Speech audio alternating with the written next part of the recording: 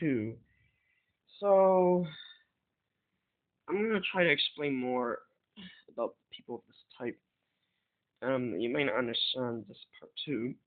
So, um, you know what? Maybe a year or two ago, I may have thought, oh, this type of person has to be this person.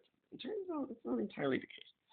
So, I had to get rid of that type of thinking because it's not correct.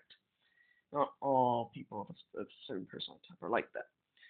So I'll just have to make a label for this type of person instead. Make my own label, create my own system of things, right? Um, so this type of person, um, you know, like every type of person has enemies. Every type of person has enemies. Every type of person has allies and friends, right? So, um, I mean, like, I don't want to say that's absolute, but I want to say that, um, I want to think of it like, um, you know, like how there's all these countries and they have all these wars in history.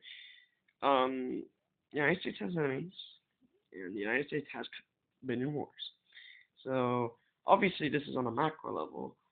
On a micro level, it's not in terms of countries and such, but I'm just giving examples. So, what's the problem? I'll start with these examples, but I'm not going to be able to. So let's explain more about this type of person. So this type of person, so the selective inattention, it basically means it comes from, I may be complaining about it. It's basically black bile. So black bile um, is basically ancient European school of thought. This is sometimes people are not taught this in school. I'm not sure how teachers can really teach it. Um, but basically, black bile um, is basically if a person's under black bile um, or melancholic, it basically means they're they basically it, you can basically they're not in a position to be compromised. So if you want to compromising types of people tend to be more sanguine. So, how can you detect if someone is a melancholic black bot? There's no easy ways. Um, there's no sure ways. Some people may look at the person's facial expression. Might have some accuracy in it, but for the most part, um, not as reliable in my opinion because um, especially nowadays because where I live, there's people of all sorts of races. That idea came from the Greeks, and for the most part, it mostly describes the examples given do not apply to other races. So that's not exactly. I mean, back then, they didn't exactly have computers or scanners so that they draw something or they can save a file. They don't have any. They didn't have things like that back then. So the fact that they had written it on stone tablets is incredible enough. Um, the fact that there are actually scrolls on it that preserved is quite incredible. The ideas are quite advanced. So, however, black bile is only one component, and it's not the only one. So, a person under black bile, basically, I'll have to try to explain it like this. Um, which things would apply to a person under this? Um, Instead of looking up on the internet, looking on the traits and descriptions, I'm gonna give you some examples. So, let's say that your ninth grade freshman year is the first few days of school, and you're looking for clubs.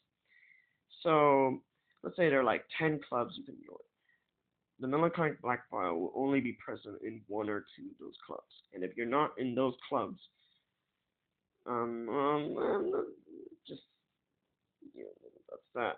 But again, there are exceptions. Like They're not just in clubs. They're also in the small percentage of classes you attend. So you may have like 6 or 7 or 8 classes, right?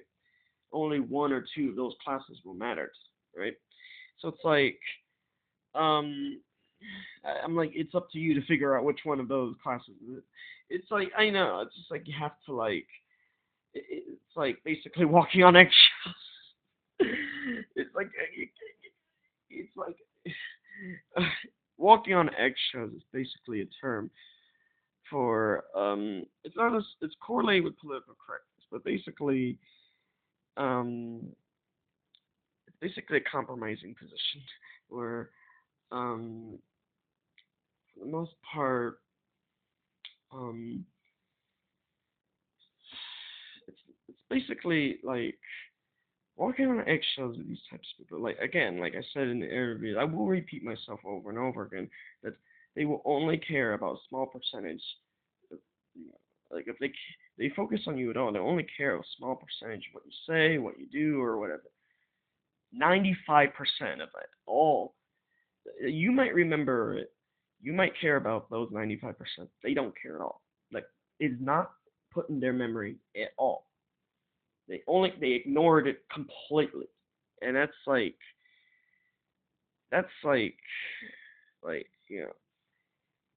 I'm like that doesn't make any sense. Why would a person only pay attention to this 5%? Like everyone messes up, right? Like there's pressure, there's high and stuff. People can get pressure and stuff, and only that 5% will count. And I'm like, that's not fair. Oh, not necessarily. Like maybe that 5% is when you were, because people snap, people mess up, right? And it's like they only care about that 5%, and I'm just like, I mean, doesn't that make? I mean, it's like that's like that's. I mean, I've read about double standard, even if I don't understand it completely. The thing is, these people will only care about that 5%, which means like if you're thought like for the most part, it's a complete nightmare in most cases because it's like let's say you did 10 practice interviews, right? And you mess up on one of them, that's the one that counts. Not always, Sometimes they only care about the one that doesn't. It's kind of like Murphy's law, kind of. It's like I just mentioned an example of Murphy's law. It's not always that way. Some people have much better luck than others. It's just but it's like it makes me think that these people don't have the ability to feel guilt, which is like um is kind of correct because nowadays you have all these medications that can suppress guilt. There are those symptoms. So if there's certain symptoms that are correlated with having guilt, they can have medications that can block those. Of course, there may be side effects to it. So, say, let's give an example. Not statistics. I was just thinking, yeah, generics. Because the examples I remember with guilt are, I think, itchy butt, and maybe like gulls or something like that. Can't remember all the rest of it. I think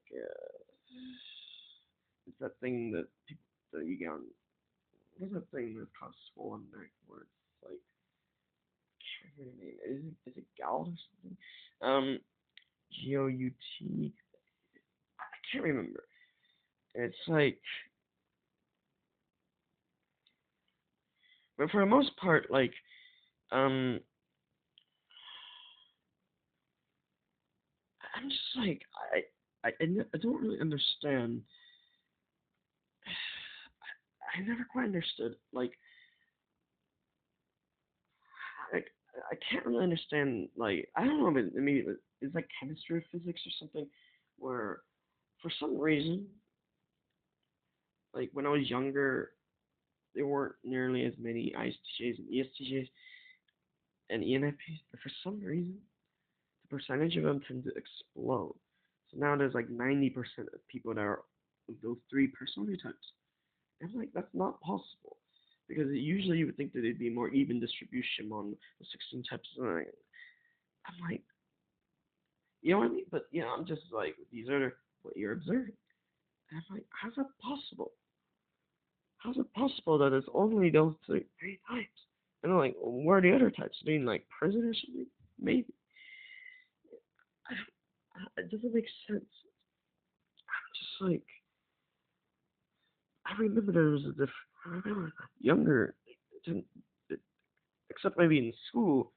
Actually, no, not necessarily, because there were other classes I didn't attend. Those classes had a more even distribution of other types. I'm just like, well, I can't just go back to school and learn chemistry and physics, because it's like I can't go back to school. I would have to understand those topics. That's the thing with nowadays being a teacher. You have to understand. If you were like a teacher, you would have to understand all these other irrelevant topics. Back in the old days, you didn't have to understand almost irrelevant subjects, right? So